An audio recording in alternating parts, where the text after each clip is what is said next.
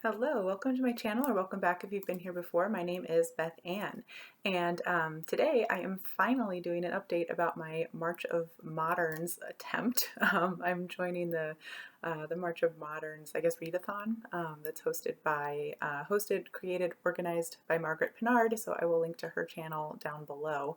And I've been slowly working on some books for that over the course of the month.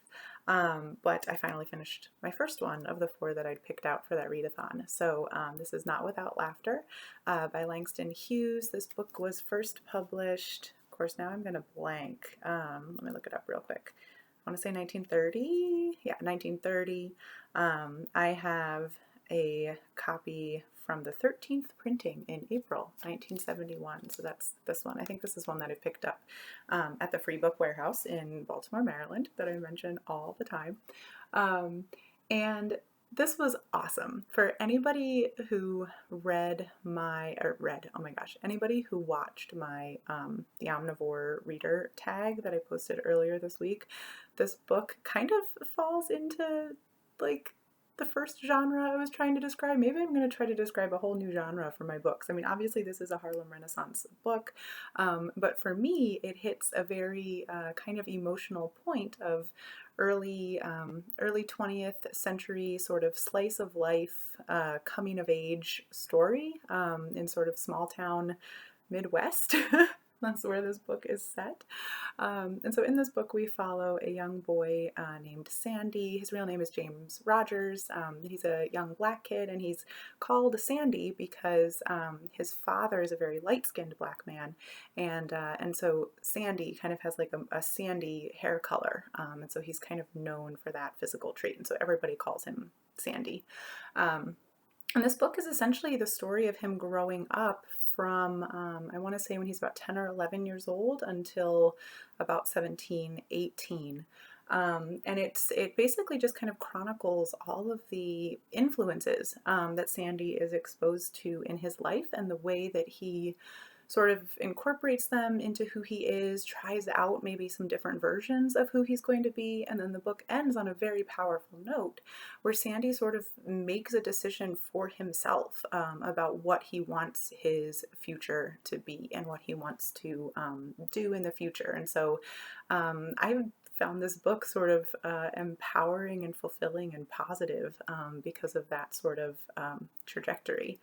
I think it has gotten some critique because it doesn't have sort of a typical novel structure.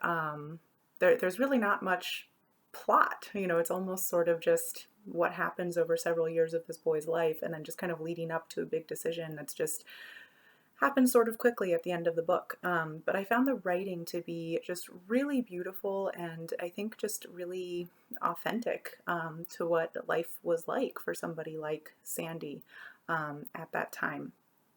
So Sandy is growing up in a fairly small town in Kansas, and the book is set, I think, just before 1920, so kind of, actually, no, a little bit earlier than that, because towards his later teenage years, World War I is happening, and so his father actually goes to Europe as part of World War I. So it's sort of in that immediate pre-World War I into the first years of World War I period.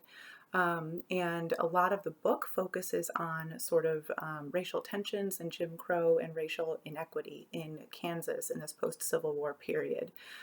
Sandy's grandmother had been a slave, and he is almost primarily raised by her. He lives in his grandmother's house. His mother is around for most of his childhood, but she is working incredibly long hours as sort of a maid and cook in a white family's house. And Sandy's mother is a laundress who goes and collects dirty laundry from many of the white families in town and then washes them in her own home. And so she is sort of the constant adult presence in Sandy's life and his upbringing. And so he absorbs a lot of her stories from her experience actually growing up as a slave and going through young adulthood as a slave.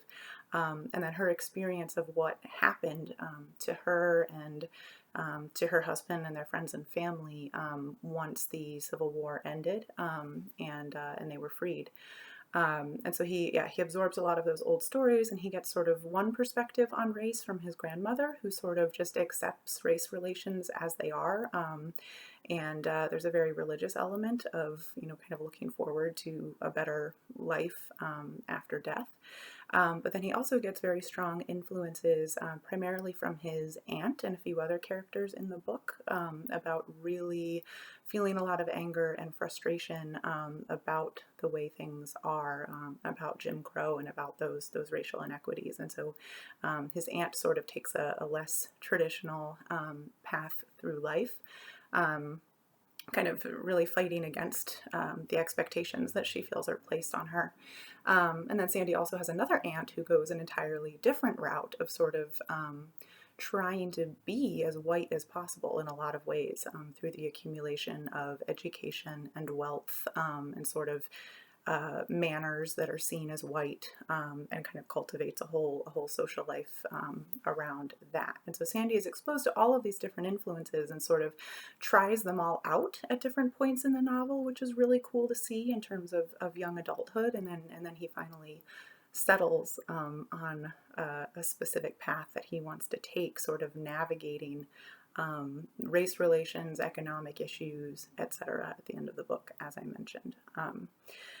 One thing I really liked about this book is the incorporation of music and dance, and I wonder if that's because Langston Hughes is, of course, a famous poet, and this was his first novel. But this book has just a lot of music, and so it comes partly through some church experiences that Sandy goes through, and then through his family, because his father, who's sort of in and out of the picture, he travels a lot for kind of work and the experience of traveling.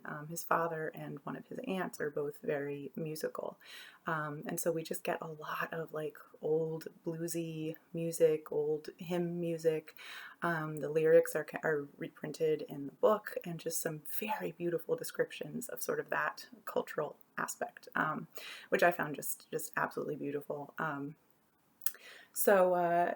Yeah, I just really loved this book. It's just sort of that kind of slice of life, but then of course I like to think about what I'm reading, so it had a lot of sort of small scale, meaning like in individuals' experiences, sort of small scale discussion about Jim Crow and race relations in Kansas, in the kind of before 1920. So I thought that was really fascinating to learn about. So this was a 5-star book for me. I am also going to link to the channel Comfycozyup, because she did, I think she read the like 20 novels that are sort of considered the like classic novels of the Harlem Renaissance, and so she posted, she's posting about those in December as part of a Vlogmas series, and she reviewed Not Without Laughter as well as some of the other really famous Harlem Renaissance novels. So I will link to one of her videos below if you want to go check out somebody else's views about this book, and in particular somebody who's Black, her views about this